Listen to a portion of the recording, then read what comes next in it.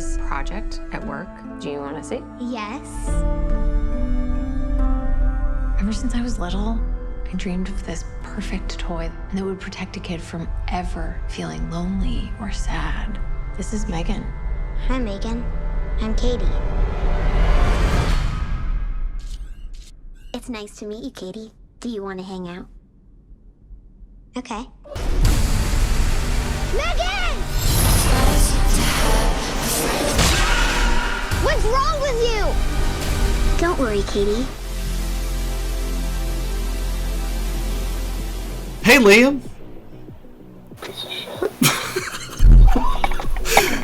Hey. Hey, Mike. Hey. Hey, Mike. Hey, we went to go see Megan in theaters. When it was over, I said, "Let's give it up for Megan," and I gave it a round of applause. Gerard Johnstone. Who is this? Who is this guy? So this guy made this movie. Wait, then who the fuck? Oh. Wait, what else has he done? Oh, James Wan did the story. Yeah, I knew that. So James Wan did the story, and Mr. Blum himself stand by this movie from the behind the scenes that I want to show you. But first, I think we should let's watch the trailer.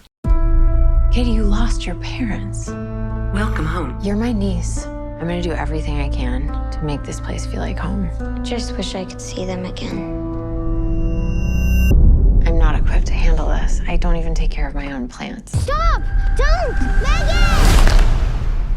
You should probably run.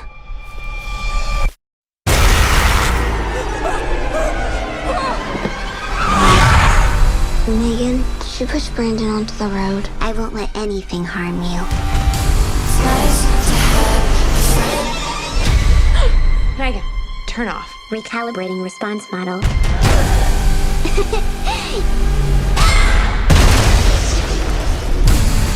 I won't let anything harm you. Ever again.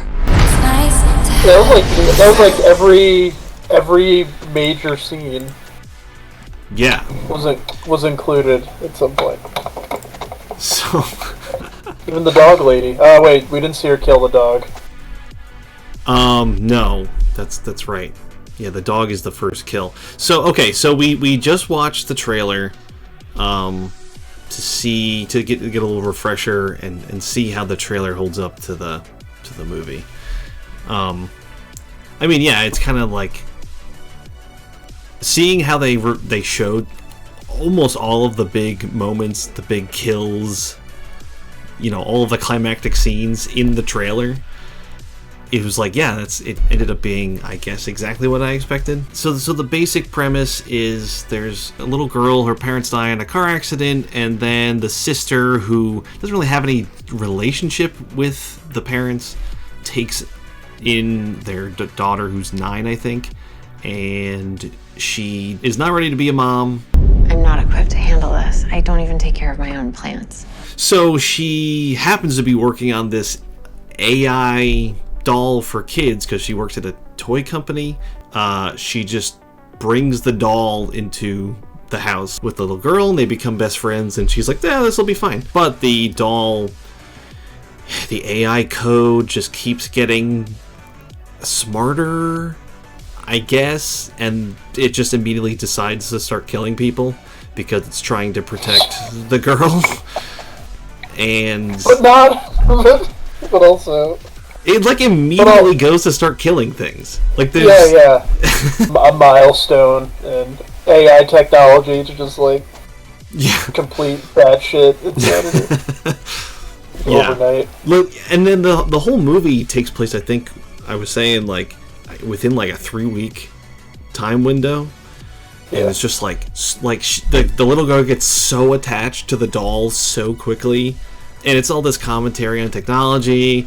And then I want to show you this behind the scenes, clip about the movie that I think it came out before the movie, and I don't know, just so it's like very promotional, obviously, but like it's got Jason Blum and James Wan and some of the actors and stuff. Just the way that they're talking about this movie is just like I it's like we were watching like two different things. Like I really here let's get into it and then we could discuss. And action. We obviously have known James for a long time since we did Insidious together, and when we get a phone call from James that he has a scary movie, that's already good. But then a scary doll movie, we were predisposed to like the script before we read it. Kayla did an amazing job. I mean, like, you know, I worked with her to sort of like crack the story. But so once we had that so sort of like, we liked it the rough layout of the before story, we even she just saw went what it off and was. she just went off and she had fun with it. I told her, you know, don't hold back, just go as nuts and go as crazy as you can. But, you know, just remember to make sure that the human aspect of it, the human relationship within the family dynamic is important. And I think, you know, we can have all this crazy, scary thing happen. This is all but fine. The This all family seems stuff, normal. I would say that M3GAN is about a really brilliant roboticist, Gemma, who is able to program and create a robot doll named M3GAN to help her in becoming the new parent guardian of her niece, Katie, when her sister and brother-in-law die tragically. What the movie is about wait, no. She just explained what the whole movie is about. There's nothing else to the movie really. Ronnie's got to put his 2 cents in here. Throw his hat in the ring. This is the guy that's Allison Williams' boss, and I wasn't I wasn't sure if he was putting on this accent, but it's actually how he talks. Which is, you know, fine. I thought it was, you know, believable, but yeah, I figured that was his real. Yeah, but I wasn't sure anyway.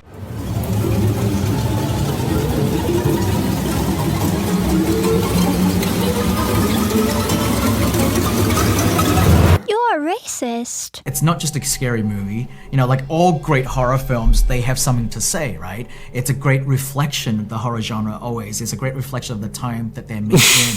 And all the good ones actually have some kind of social commentary to them. And of course, in this film, it is about our obsession and our fixation with technology and how we rely on it so much, so constantly. And so here's a movie with a character with this young kid who becomes built such a dependent relationship with this artificial doll, and she sees this thing as a real life substitute to the parents that she lost at the start of the film. And you know, it's just it's a great commentary. And I don't even know if this is like a critique of.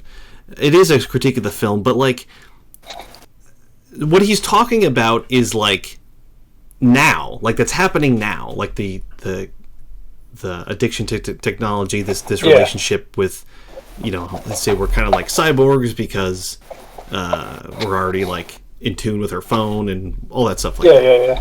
So, but what my issue with stuff like this is like they're talking about it in this like the way that like something like a 70s dystopian sci-fi like a Soylent Green or something would be prescient about the way that the future becomes, like They Live, you know, whatever. Whereas this is like talking about it as if like, well, they're going to get robots and they're just going to start killing everybody. And it's just, I don't know, it's so dumb. And do they think that this is prescient because they're like, oh, we're seeing the way things going, even though that like we're already like in the middle of it basically. It's just not a dumb slasher. I don't know. Yeah. So I get that. Like conceptually, that's my issue with a lot of this stuff. Yeah, I feel you. The reality of it is way more depressing than robots killing us. Yeah, right. So I don't know if he got to it yet. He says something about like horror and like relating it to real life. Let's see what he says. I feel like that's another thing that the movie did really well to kind of talk about all that stuff. Yeah, it shows how AI can be great and incredible for us, and also not, and also very dangerous and not good. I love that M3GAN's such a fun character to play, and she's like really like loves Katie, and she like loves to do stuff with her. I don't like that she kills people, but it's fun to act like when she kills people. it was a new take on a gets new doll movie. PTSD So from I just thought it was very interesting. being And I was, Megan. plus, Well, yeah, I was like- super excited to see how they were going to bring Megan alive. We did a lot of tests at the beginning. Whenever I see child actors, I just feel like profoundly sad, like hearing them talk about stuff sometimes. I know, even if they're into it, I don't know, like you just hear about these stories about like how fucked up it is for like some of these kids, like growing up and being an actor, and it's just like the way that they're talking about, like, I don't know, this, you know, girl portraying a 9-year-old girl is talking about how profound the concepts of the movie are and stuff. It's like, it just sets that fucking thing off my brain. It's just like, I don't believe this. It's not like authentic. It's not real. I mean, there's someone sitting behind that camera right now, just being like, "Fucking say this." Well, yeah, like I'm just like, say this. it's like their parent or something. It's just like, come on, go ahead. I didn't want to kill anyone. It's Nathan Fielder, just like manipulating them and shit. Yeah. What did you say? I love you, Daddy. Oh. Refer to me as Nathan, please. Is that okay? Yeah, okay. I think, you know, treating her like she's a real thing helps. I think it's a very iconic look. I think we're going to see a lot of Halloween costumes. I have a question. Of Megan. Where's the fucking director that made this movie? I know. That's why I started watching it. I was like, that's Jason Blum. And then I was like, oh, okay, that's James Wan. Where's the writer? Well, so James Wan... Did he write? I think... He did the story, or... Did the story. The writer was credited as somebody else. Kella Cooper. Yeah, who also wrote Malignant.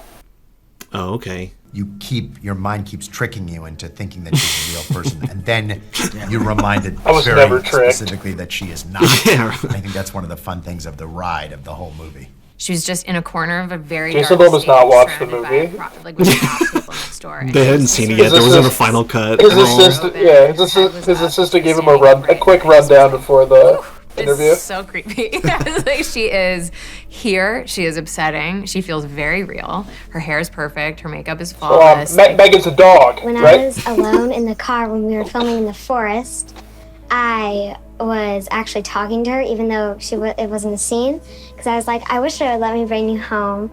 And if I had one in real life, I would love to play with her and do all that fun stuff with her. She'd be like a sister to me. If you're a fan of horror, I think this has its moments. Okay. If you like comedy, I think it has its moments. If you're someone who kind of enjoys that's social cool. commentary, kind of stories that say something a bit more about the times that we live in, I think you'll appreciate this one. If you're a fan of creepy dolls killing people, I'm trying to think of who wouldn't like this movie.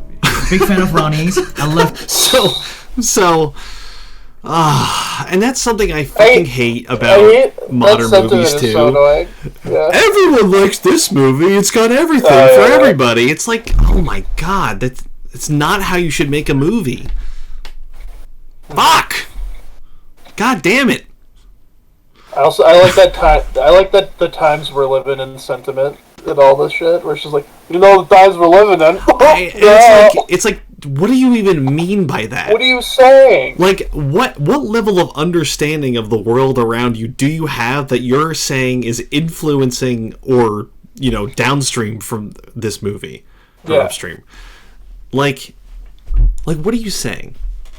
He's not saying anything, actually. No. I don't think he's saying anything. Just like, oh, the times we live in. Gotta Megan, We don't right? we don't have Megans. I don't have a killer robot. Yeah, but it's a reflection of the time that we live in. So it's now it's your iPhone, man. Fuck yeah, dude. your iPhone's gonna fucking kill you one day, bro. Dude, your iPhone's killing you. Your iPhone's gonna replace your mom, bro. I'm gonna make a movie based on iPhones, where it's 50 years from now, and the entire world is dying from brain tumors that have been amassed over half a century. Everyone has ball cancer, so they can't reproduce. and it's like Children of Men, but set off by iPhones. There's a lot of funny charts and diagrams of just like radiation attacking nutsacks. That's like the opening sequence, credits sequence is just like a CGI fucking.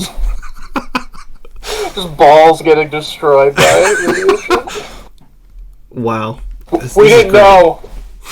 We had no idea. Of his stand-up stuff, he's such a character, and he makes the boss Gerard character Johnstone? so much fun to watch. Was that Gerard Johnstone? We got a quick shot of him. Oh, you know what? I looked up his IMDb. That is him. That was him. Oh, And I think, a Jason taste and I, of we're big fans Gerard. of Ronnie, and to actually to be able to work with him on this is great. I think just from seeing even the poster, you kind of know how it's going to work out, which is part of the fun of being in this genre. We know that the audience kind of suspects how this is going to go, and part of our job is to deliver on that imagination of what this dynamic is going to look like. And I think we've done a good job of that. So she's saying we have no intention of subverting your expectation? I guess so. You know what you're getting into. But I guess is what why she is said. that? But isn't that like, I don't know, I feel like that's the opposite of horror. Like horror is like the unpredictability, the unknown. Yeah, that's not really a selling Like point. even when you know a jump scare is coming, you don't know exactly when it's coming. Yeah. So it's the anticipation. But if we're just, talking this as an adage of an analogy for the movie itself, it's like, yeah, you know what you're getting. It's M3GAN. My perspective is we love to go to me going to a horror movie or an action movie or any kind of movie that gets you to experience a whole bunch of different emotions is like a roller coaster ride. So you go into it, you see all this scary stuff, and it pushes you to the edge of sort of like mortality. It reminds you of all this other stuff. But then you're not actually in harm's way. You're sitting in a nice, comfy, dark room with the air conditioning on. You're eating your James popcorn Wan and is thinking drinks, about right? the fact that he's going to die one day and has an anxiety attack on camera. Your mortality. He just fucking strokes out next to James. It's fucking Blum. And then Jason Blum.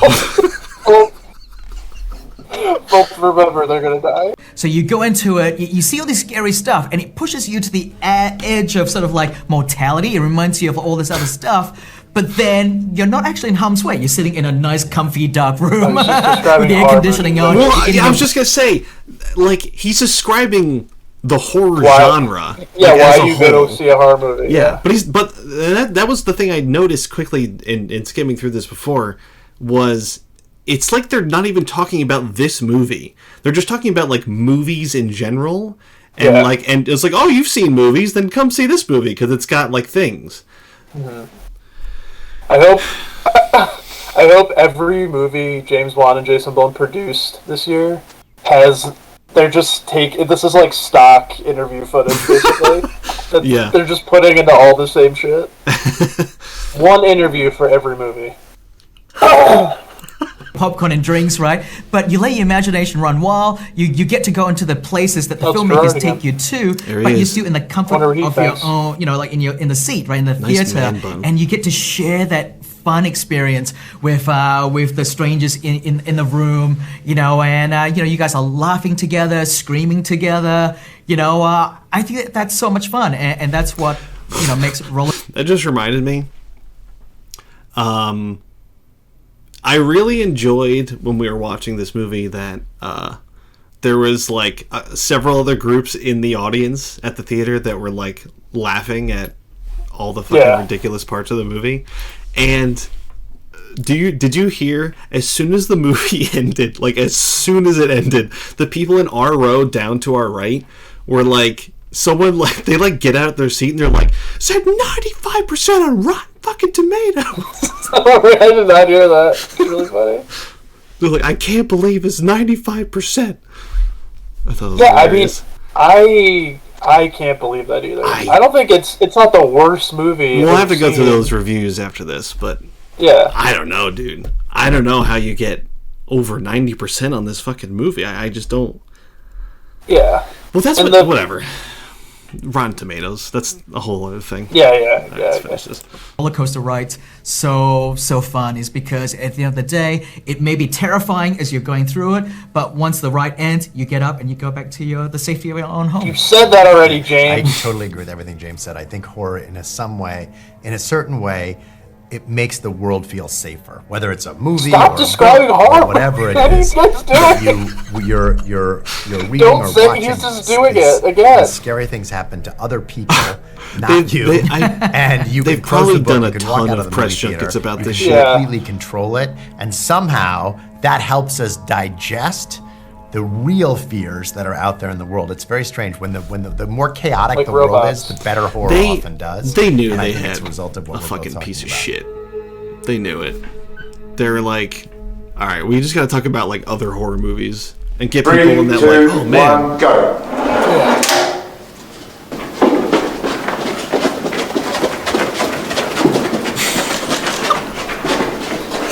It's really I funny like that. hearing the audio Yeah. of just this little girl chasing a bunch of guys with giant equipment and shit. Middle-aged men running backwards as fast as they can. I feel like a more topical horror movie version of M3GAN, if we're really going to talk about society in America and people, is all the people that would try to have sex with M3GAN. That's really what would happen. Oh, like the guy Gemma works with keeps trying to like modify M3GAN so we can have sex with her. Like, He was using those like furry prototype things in the beginning Yeah. as like a fucking like a sex doll thing. someone turned the furry into who turned this into a flashlight? 95 fucking percent and a 79% audience score. Unapologetically silly and all the more entertaining for it, M3GAN is the rare horror comedy that delivers chuckles as effortlessly as chills.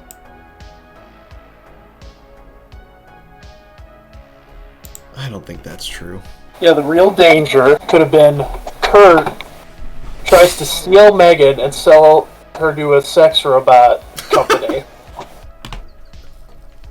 And then Gemma, in order to save M3GAN, recodes her with some crazy martial arts moves.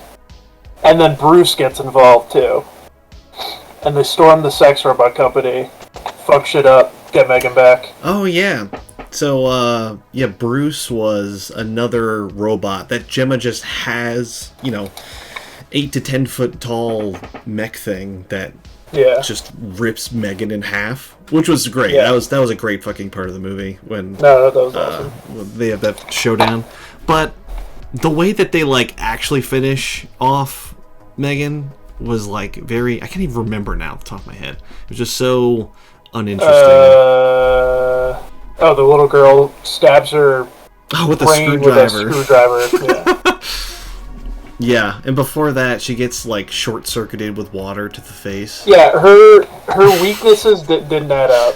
Yeah. Yeah. Yeah. Getting obliterated by Bruce. She was still alive. Yeah. But yeah, a glass of water and a screwdriver were the things that fucked her up. Yeah, that really fucked her up. Pacing issues aside, a Friday night crowd pleaser. I didn't feel like there was pacing issues. No. It was pretty. Yeah, it was quick. I didn't think that was was it's not a long movie.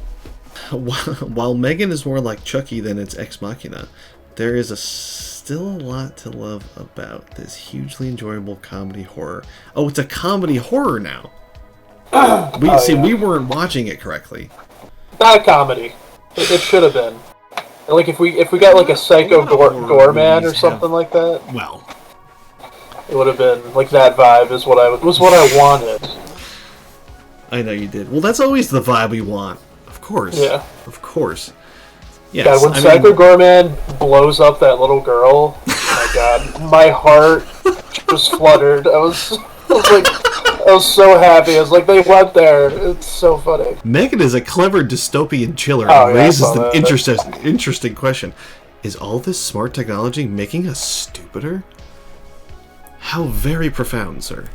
People are liberally dropping some some wild comparisons in these reviews. Yeah, I'm seeing Metropolis, seeing Ex Machina, What? The Shining. Yeah. Oh my god. What is happening? They're, guys, it's not. M3GAN is not. I will say it's not. I enjoyed it. I wasn't it wasn't a complete steaming pile of shit. Yeah, it was like a movie. Yeah, it's kind of washes over you. It's yeah. And sometimes I was like, yeah, some stuff was funny or cool. Yeah, I like Bruce. The dancing and the running on all fours were so funny. Well, I don't know why. That's what got us into the fucking theater. Is the dancing. That's why I saw. Yeah, that's why I saw the movie. But yeah, there's no Well, I'm gonna say this tentatively. There's no plot holes.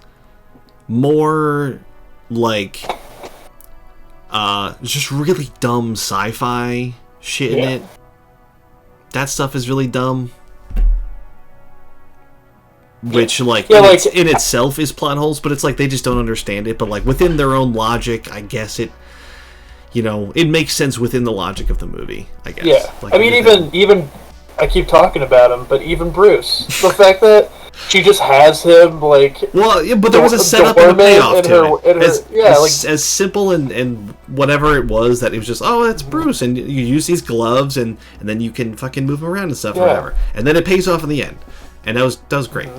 Yeah, but just the fact that she just has that. It's you make toys, you have this insane robot thing. I don't know. It's just I'm not buying that. Well, yeah, I mean, the entire premise that this toy company spent, it was $100,000 on this processor chip for fucking M3GAN's brain, which was part of it or something like that. And she's this genius coder of AI on top of that. But doesn't understand. You know who she sounds like? Neil Breen. If Neil Breen had been Gemma. Well, then I would have liked the movie a lot more. Oh my god. When is someone going to cast that guy in something? I also think Gemma is a sociopath. You see most of the movie through the perspective of her, so I guess that makes her the main character. And the reason that I want to make that argument that she is because she is a horrible fucking character. She is presented very, I don't know, nonchalantly, unapologetically self-centered. But the movie doesn't make any point to point that out.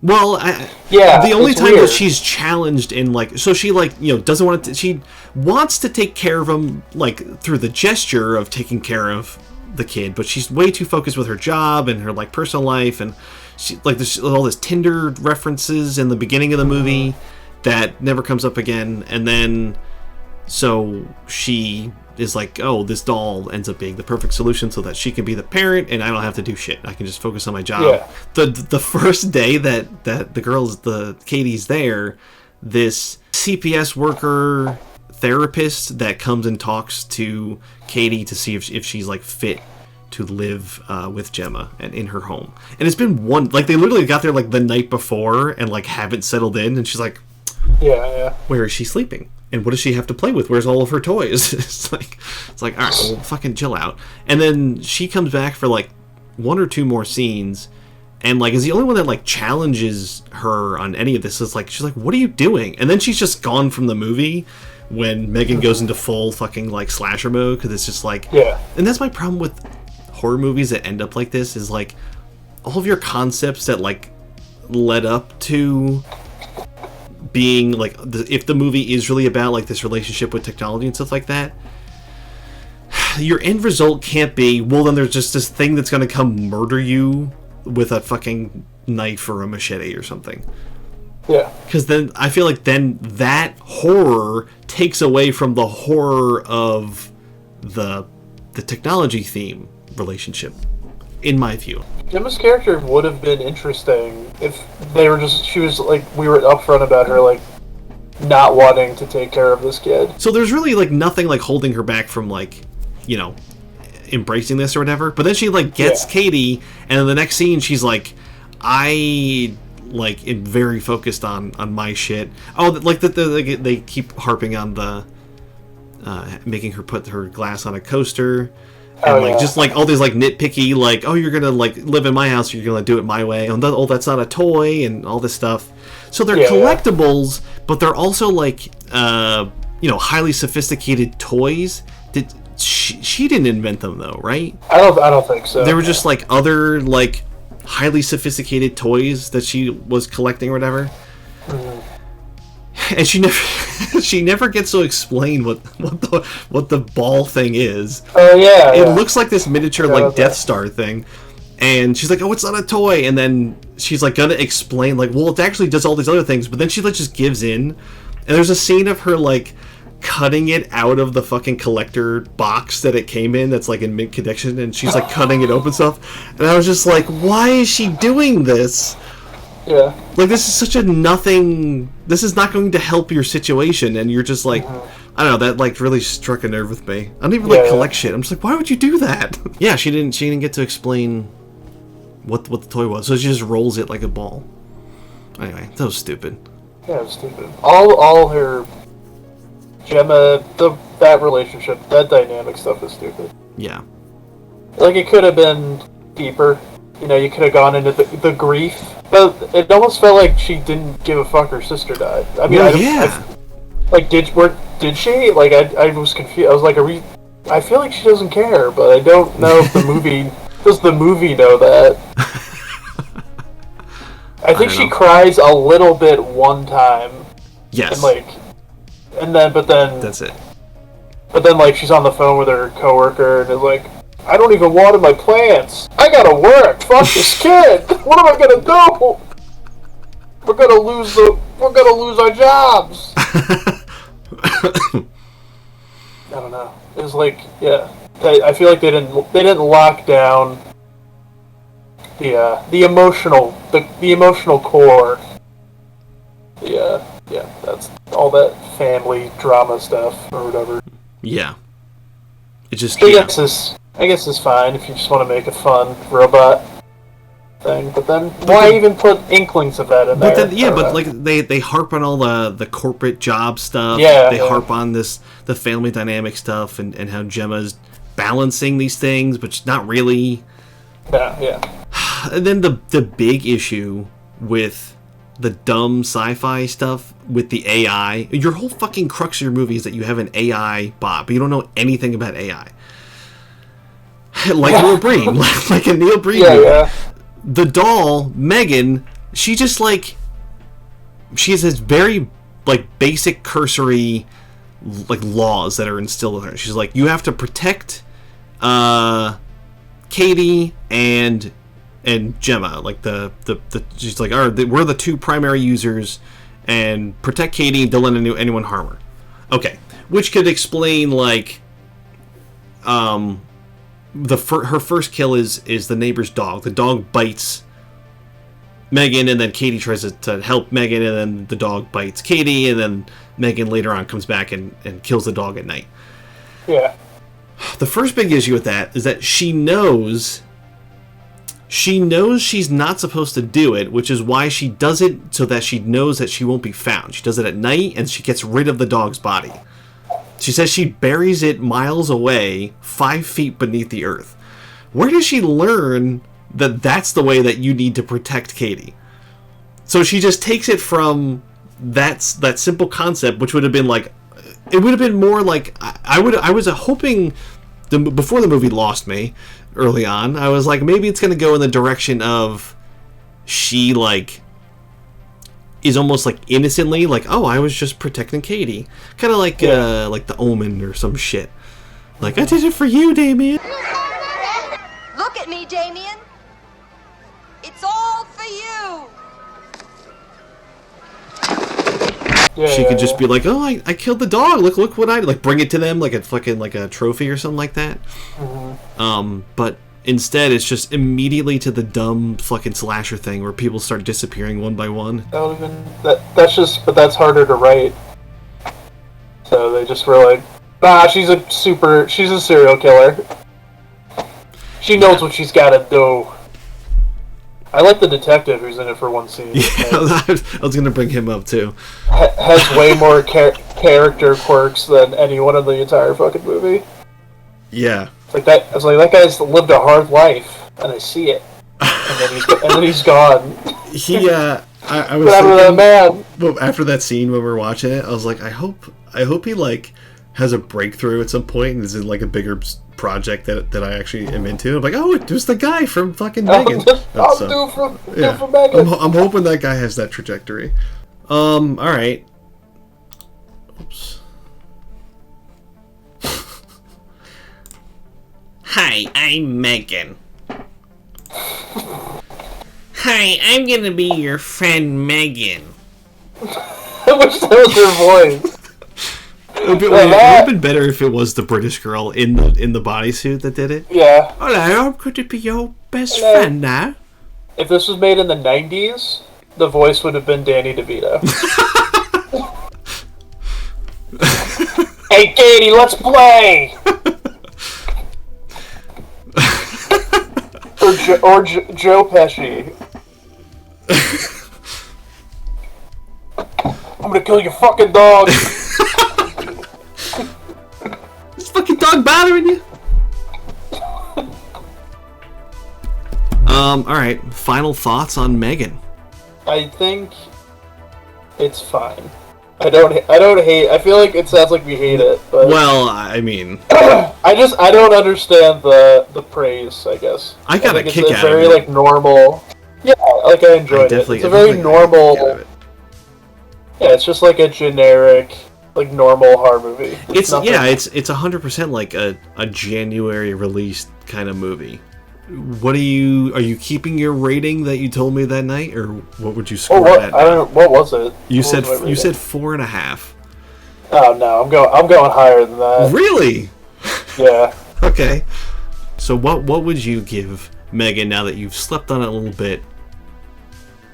I'm going 5.5. Okay, 5.5. I think I'm gonna give it. See, the night we watched it, I said 3.5. I think I'll give it. I think I'm gonna stick with 3.5. Really? Damn. Yeah. Damn, bro. If Bruce wasn't in it, I would go 5. I love Bruce. I want a Bruce spinoff. With the detective. A Bruce prequel. The making of Bruce. Honestly, a funny movie would have been... Gemma and Bruce were fucking. Yeah, that's why Bruce is in her. Yeah, just hidden away in her. Yeah, Gemma and Bruce got it on. When people come over, she has to hide Bruce's cock in a safe. He was actually like staying in her room until he knew that, or she knew that she had to take Katie in, so that's the only reason that he was in the garage. Well, when the CPS lady comes, there should have been a scene of her like running into her room and dragging Bruce out, like throwing him in the garage. And he's just got this like huge dick. My sister died yesterday. I didn't have time to take care of this. The fucking giant Bruce dick just like slapping her in the face, trying to drag it down the hall. If that scene was in it, I would have been like, okay, it does have comedy. If this had been written and directed by the guy who made Psycho Goreman, which is what I would have recommended, then. So Liam, why don't we give it up for Megan? Huh? Yeah. Let's give it up for Megan. Megan saved the theaters this year. Yeah. Megan's gonna have your fucking AMC stock going through the roof. To the moon, baby! Megan beat Avatar. Alright, should we wrap this up? Yeah. Fucking Megan. Fucking Megan. Unbelievable.